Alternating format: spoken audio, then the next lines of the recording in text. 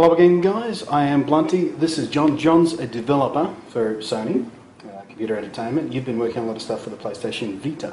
Yes. So what's that been like? You were telling me before, you've been with Sony since just before the PlayStation 1. So just before PlayStation 1, yes. You've seen everything. I've seen everything. So what's been the most sort of interesting jump in technology as you go along? Well, I think there's interesting jumps in technology as you're there in that point in time. So going from PS1 to PS2 was awesome. Again, PSP and then PS3, and again we're now on the Vita.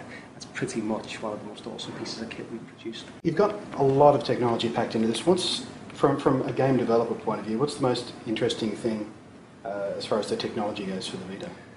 It does pretty much everything. I mean, it's really powerful. You've seen before when we played Little Big Planet. Its graphical capabilities are awesome. You're looking on this 5-inch OLED screen now. It's really bright. It really shows off the detail of the graphics we can produce. It's almost PS3 quality. It looked to me indistinguishable from PS3. It's pretty good on a smaller screen. But. And then on top of that, you've got all the social functionality of what it can do in terms of near and party and things like that. And then two cameras enable us to do different things in terms of how we interact with the player. We can detect your face, whether you're smiling. Different games may be able to do that, and we can do augmented reality now at a much grander scale than we've been able to do before. And then on top of that, we've got all the different control options. The dual analog sticks mean that there's no compromises now, especially when it comes to the likes of first-person shooters, 3D action adventures. You know, really, really cool experience. We've got cross-play, so certain games will be able to play with the PS3 counterparts. So games like Hustle Kings, you'll be able to play a game of pool with your friend. Wipeout, you'll be able to race against your friends on PS3. It sounds a bit funny to say, but it does almost do everything. It's a really cool piece of kit. When you're thinking about games for the Vita, how can we use these new features in games we know and love?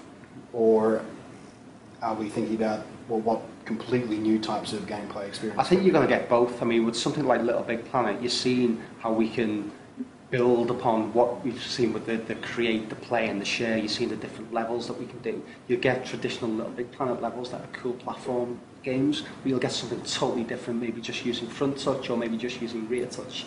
And then you've got games that will just take advantage of those features as well. I mean, you've seen with Reality Fighter, taking advantage of the camera, create this augmented reality world, putting you in the real world, fighting off against your friends or your family. It's really cool, and as a developer, it's great to have all these tools because it just gives us more choice in what we can do with our games. It gives our developers more choice in the games that they can pitch to us as well. The thing I noticed when I was having my play though is the rear panel, the rear touch panel that everyone's sort of talking about because no one else has done anything like that. It actually felt more natural to me than I thought it would. I thought it was going to be really awkward, but I got used to it very, very quickly. What kind of things are you thinking about when you think about the rear panel, putting it into games? Because it's an unnatural prospect. We've never done that in gaming before, and how do you make it feel natural? You've seen with different games might use it in different ways. So for a driving game, for example, you could just use that maybe to accelerate rather, and then keep your buttons free for something else. Or maybe you can use the gyros to actually steer rather than the analog stick or the D-pad. But then we saw in games with Little Big Planet, it just adds a new dimension to the kinds of puzzles we can create. So you may come to like that scenario that you saw before with the blocks, and it's like, what do we do here? So now I can experiment with front and rear touch. Yeah, so you can push items backwards and forwards in the environment in a very sort of and we can also use them in conjunction with each other, so I can use the front and rear touch together. So in Super Stardust now on Vita, there's a mode where I can destroy asteroids by crushing them, by using front and rear touch together. So it's thinking of enhancing games that we've made before and creating new games in different ways by using these feature sets that make the Vita a really exciting proposition. When this thing hits the market, what are you going to be playing first? I'm going to be finishing Reality Fighters off, so it's going to be there at launch. It's a tough one. I love my action adventures. I think Uncharted is going to be there or thereabouts for me. Those are going to be brilliant on this. Yes, it's going to be really good. I've only seen it a little bit, but I'm trying to stay away from it, so it's all fresh and new to me at launch. It's got to be hard being in the business you're in, trying to stay fresh on games. No, I think there's too many games now that are really so good. I remember years ago when I was gaming, you get a few big hitters each year, but now you just get tons and tons, whether it's Uncharted, like Dead Space, the Call of Duty, the Battlefield. There's so many games Every out there. season there's it's like it's a good time to be a gamer. It really is.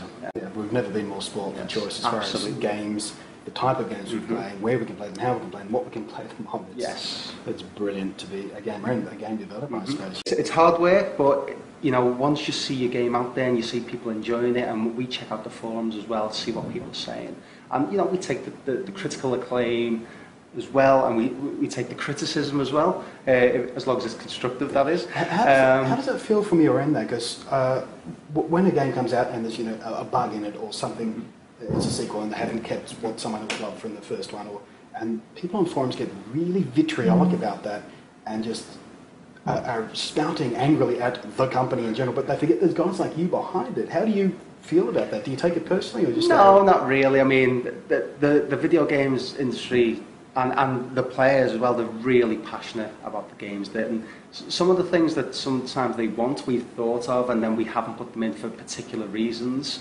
But we actively listen on the forums, and we're happy to interact with guys. I interact on the blogs and things like that. And generally, it's good to see your games out there. It's good to see people playing them and people enjoying them. And it makes it all worthwhile. It makes the slog really worthwhile. Excellent. Thanks very much for your time. Thanks a lot. It's been a pleasure and a privilege, and really looking forward to getting my hands on one of these proper. Do we have an Australian release date? I'm not sure. Do we know the release date yet? Nobody's going to tell me. Somebody knows, but nobody's going to tell me yet. Thanks, mate. Thanks a lot. Cheers.